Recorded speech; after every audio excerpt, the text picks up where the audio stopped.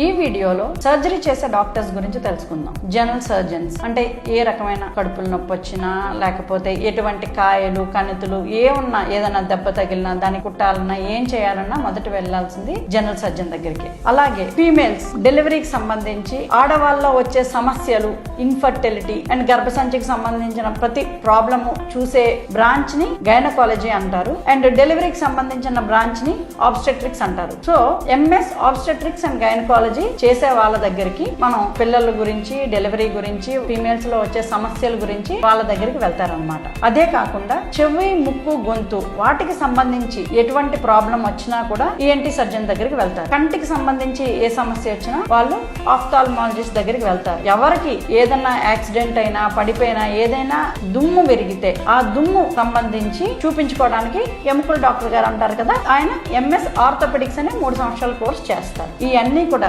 General surgery, obstetrics and gynaecology, orthopaedics, ENT, ophthalmology, ఈ surgical branches ఈ కూడా 3 సంవత్సరాలు చేసి వాళ్ళ డిగ్రీకి ఎంబీబీఎస్ తో పాటు ఎంఎస్ అనే డిగ్రీని లేదా డిఎన్బి అనే డిగ్రీని సంపాదిస్తారు. నెక్స్ట్ సూపర్ స్పెషాలిటీస్ ఏముంటాయి అనేది నెక్స్ట్ వీడియోలో తెలుసుకుందాం. Thank you.